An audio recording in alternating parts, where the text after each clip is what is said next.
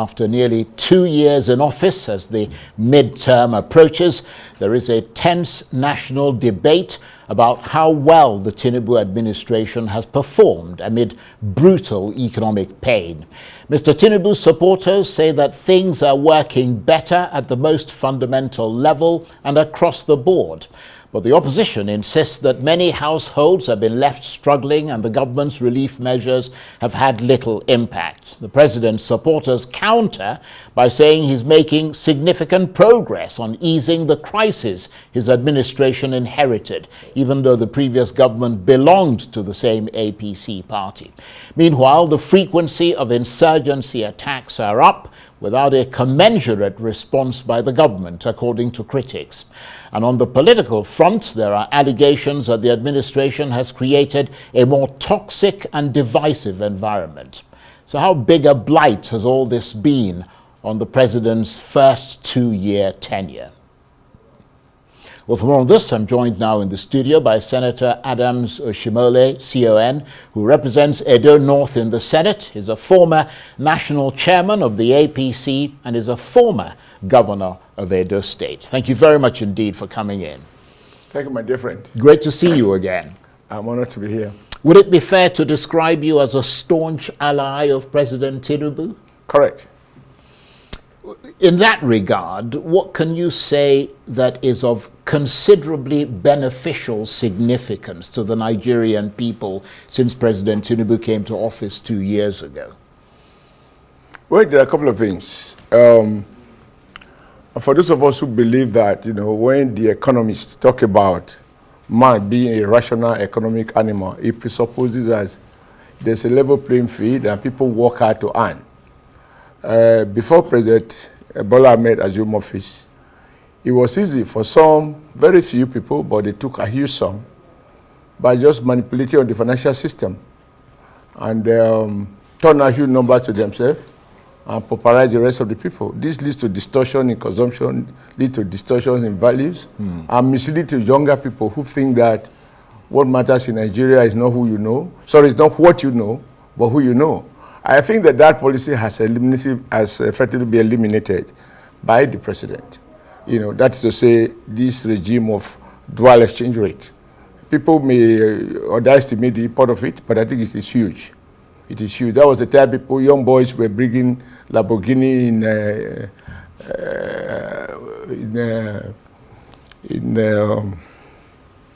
with an aircraft because they didn't have to earn it. And from what we know now, the amount of abuse was huge. Number two, if you have to try to understand the correct exchange rate regime, you have to look at the reckless use of ways and means by the central bank, by the monetary authorities, and the fact that there was no communication between the monetary and the economic sector. It was an open debate where finance minister says, I am not aware of CBA decision on this. And so people were micromanaging their little bits, and of course Nigeria was the worst for it. The second, I think, is even what I heard you say now about security. It's not all or nothing. Whether in academics, in our daily experiences, it is not either that you win all or you lose all. To measure progress is to look at where you were and compared to where you are. It is not my opinion now. I have been present in many places where, for example, people from part of the Northeast admitted to the fact that under Tinubu, the coordination of security is more effective, and places that they couldn't go before, they could go there now. That does not mean that occasionally they will not go for sub-target and attack. You mean the same Northeast where 20,000 people have been made homeless today, and the governor is complaining? It's happened just today.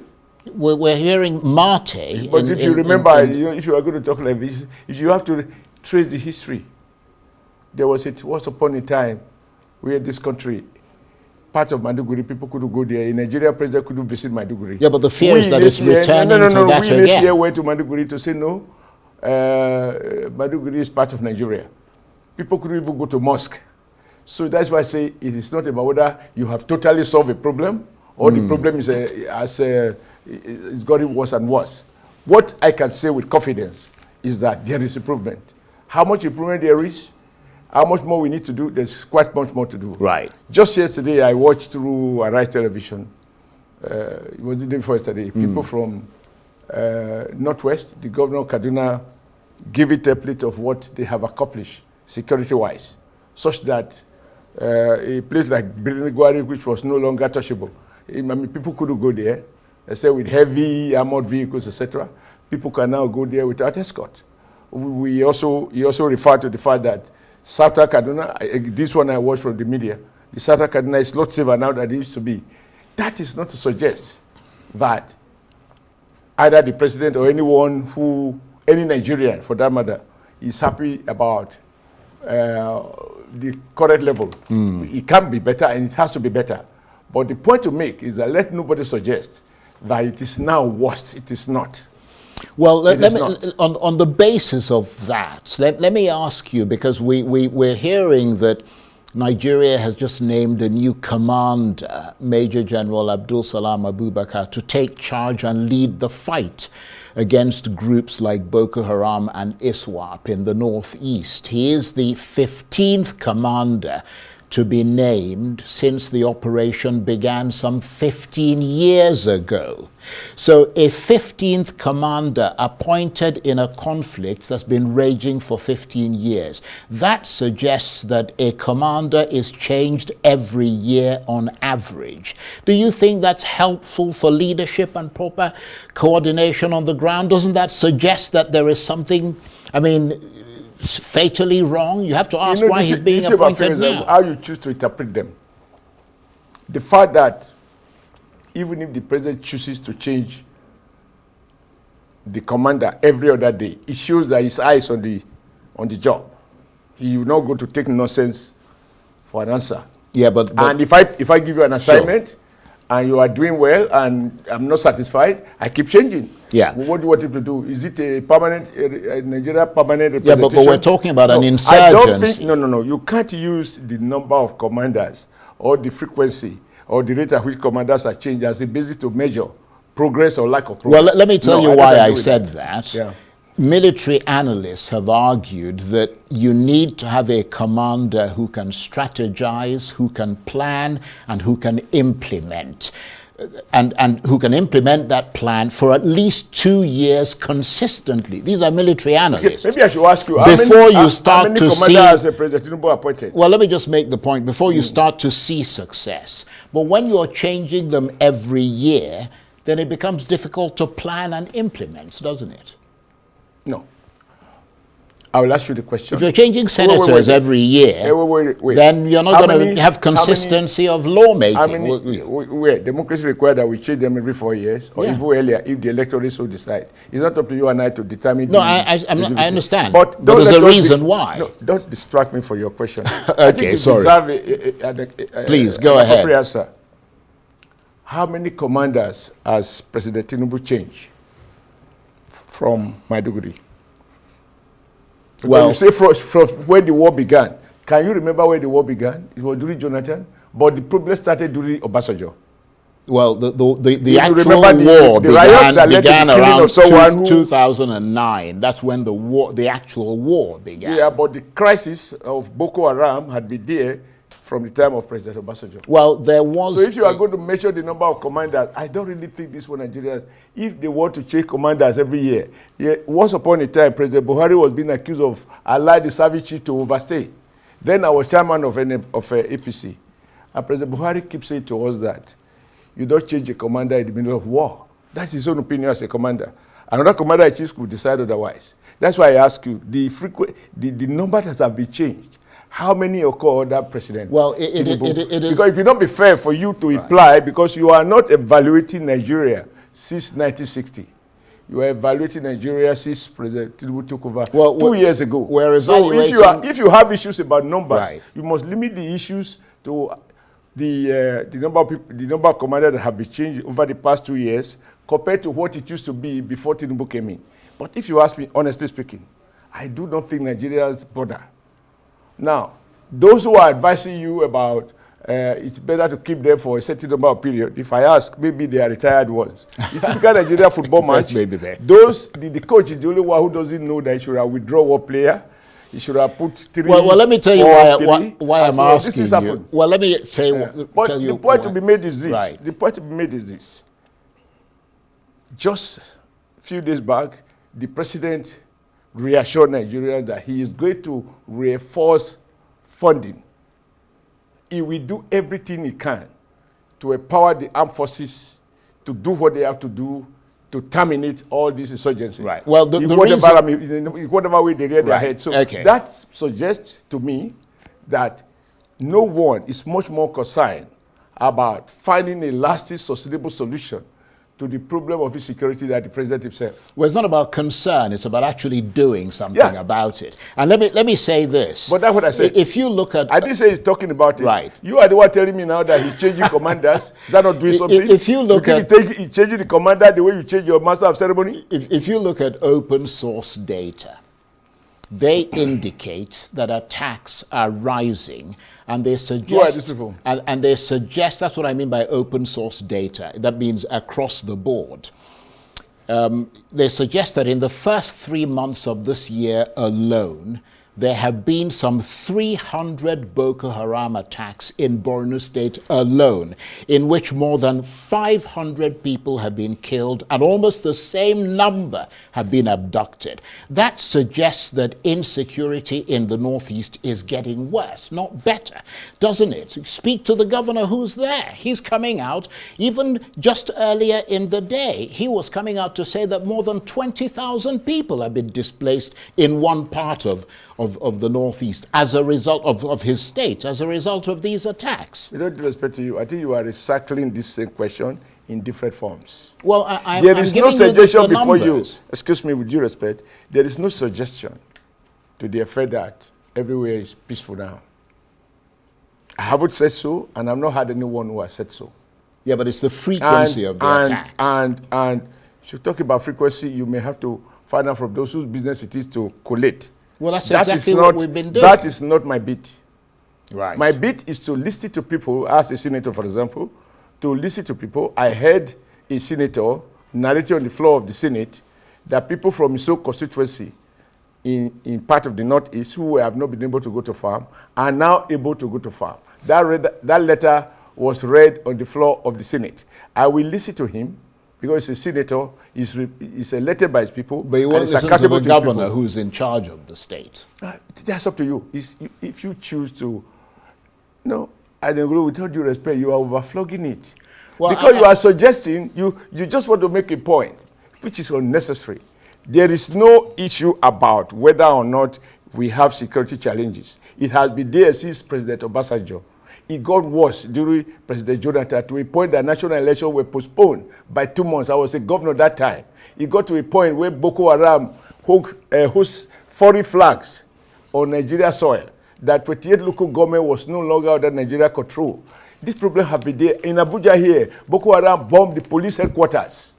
In Abuja here, Nangulu, you won't forget that the United Nations building, very well. United Nations building building was attacked in the heart of Abuja. Well. Yeah. Are you aware of that? Absolutely. So is it not reasonable to say that whereas there is this serious problem of insecurity, but the audacity with which they used to move, it appears the Nigerian armed forces are curtailing them effectively. Yeah. That is not to say the problem is over. What we should be doing, what citizens do in other countries, is to salute the effort of the armed forces.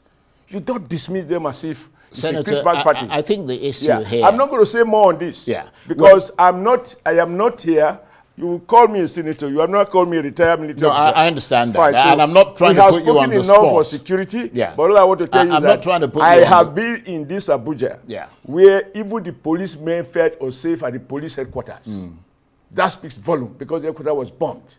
United Nations, with all the security around it, it was bombed by Boko Haram. So we must go through the full gamut to try to understand where we're coming from, I think when it got to a peak, where we are now. But don't don't push me to suggest or do not try to imply that anyone is suggesting that there's conflict between what the governor is saying and what the senator is saying. There is nothing contradicting it. They both admit that there are problems, but nobody is sleeping on it. Sure. If I can the governor is working very hard.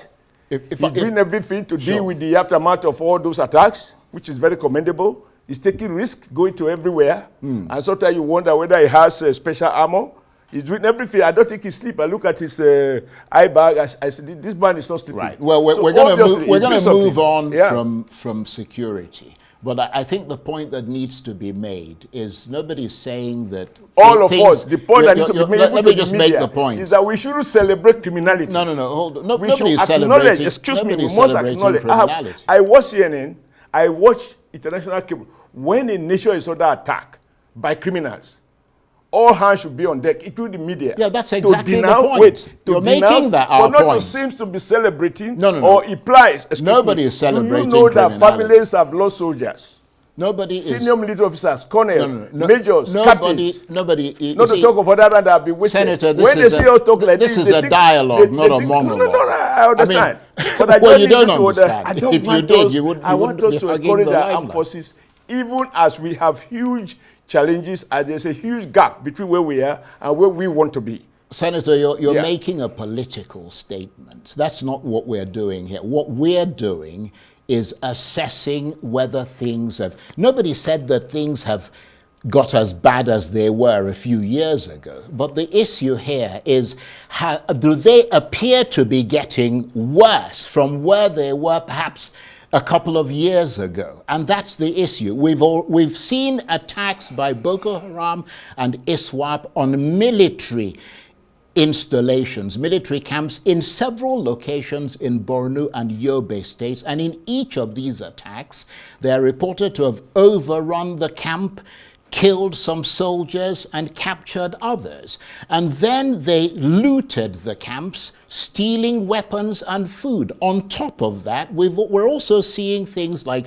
roadside bombs being planted randomly on major roads, which have blown up commercial vehicles. And recently, 26 people were killed in one such incident. It's not about comparing what it was before or what it is now. It is about what is happening on the ground today. What do you think are the factors responsible for this resurgence? That's how we're going to have to deal with that. But I'm quite happy to move on from there. I think we are fixated on recycling the same thing, because there is no suggestion between me and you. I have no suggestion to you that it is over. Because there was a time you forgot that even to take a train from here to and that is very true. I agree. You know, I saw Kaduna governor say that you cannot come to Kaduna without such escort. Indeed. So if all you want to amplify is the one that is recurring, and you are not going to admit to where progress has been made, I don't belong to that school. No. That's why I said life is not about whether you have everything going for you 100% or you have zero.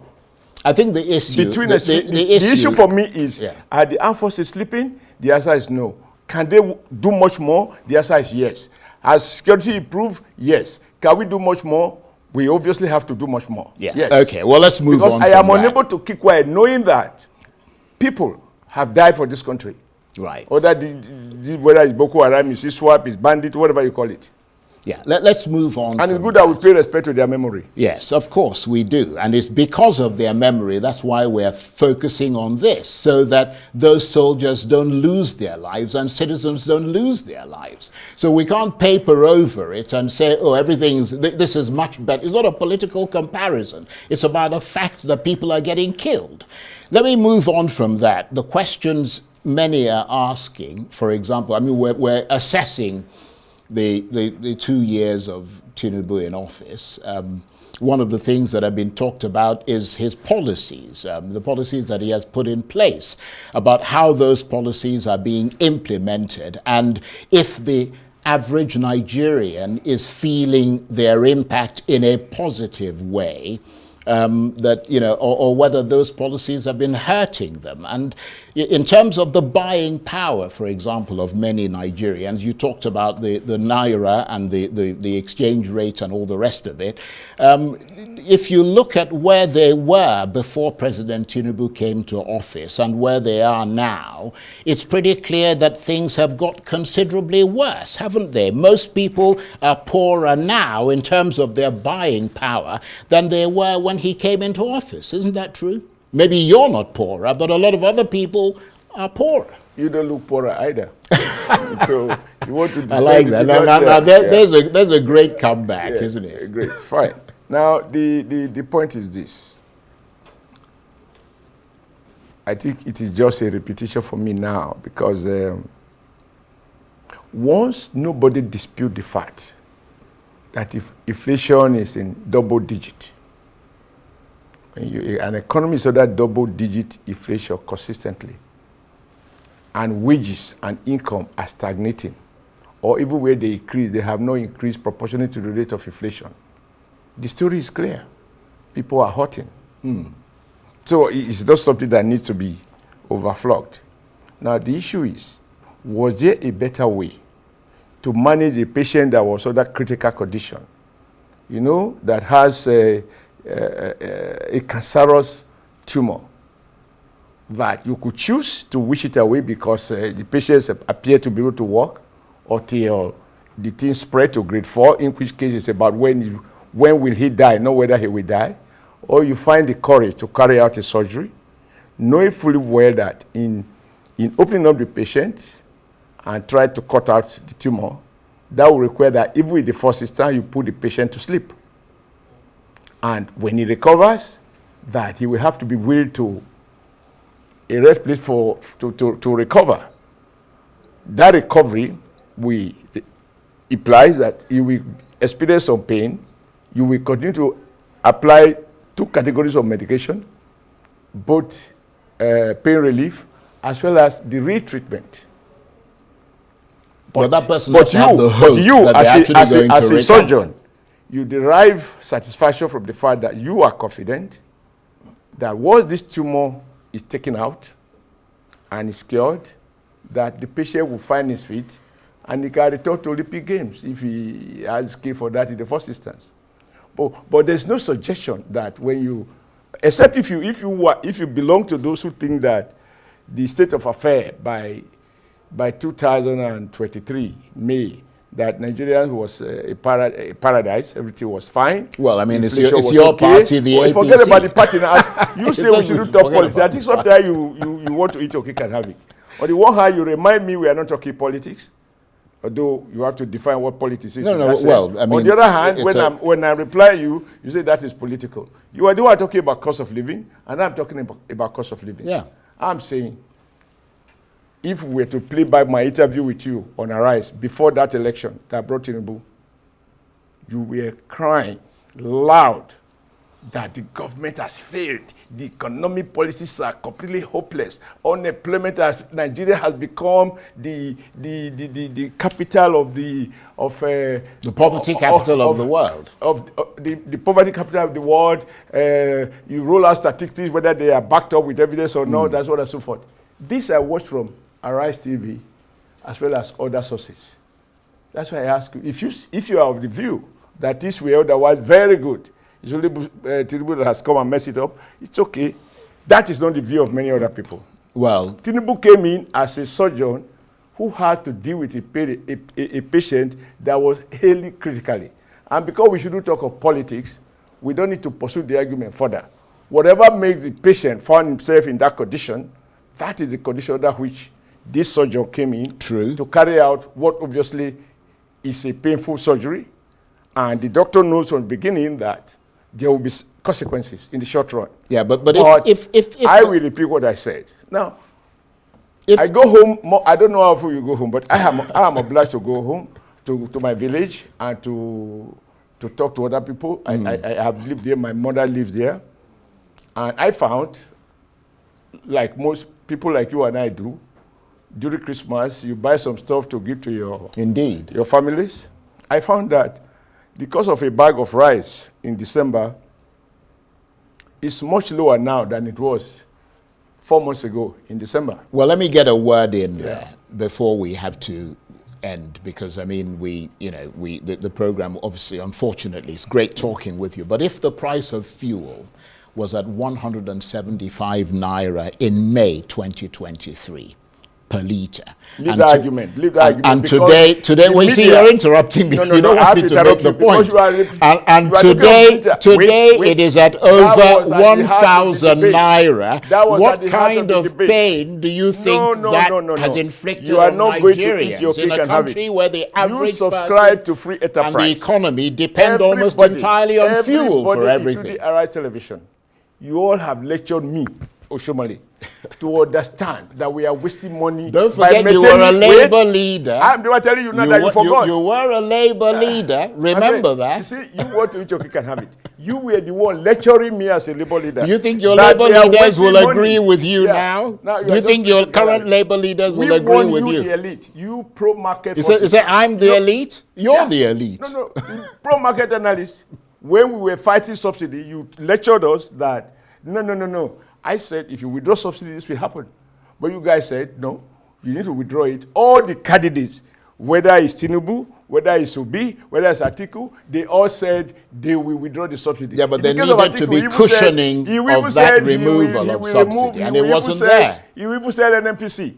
So don't bring that. That's why I said don't go there. Because that one, there was unanimity. And people like us who have been fighting over the years, we were seen as, so now the elite, when I say elite, I mean it. Go and review the editorials. Labour, we should allow, this is wasteful. Who are people having cars? Workers have no car. You are just subsidizing the rich. Those were the argument. So in any case, why I said don't go there, Atiku said he will not only withdraw subsidy, he will sell NNPC. Peter Obi said he will withdraw subsidy. Tinubu said he will withdraw subsidy. Therefore, there was consensus among the ruling class that the subsidy will be withdrawn. They ought to know that when you withdraw what is being subsidized, it means you pay market price. Right. And so when that market price begins to prevail, it cannot be an argument for you. So it's not something you want to put to me, really. You're a good person to talk with, and I really enjoyed chatting with you. I watch you every day too. And you're a convivial guest, and I appreciate that. I think I love the way that you make your points in a very nice and very sort of civil way. So thank you for that. Senator Adams Oshiomhole, CON, represents Edo North in the Senate, is a former national chairman of the APC, a former governor of Edo State, and a former Labour leader. Good to see you again. Thank you very much indeed.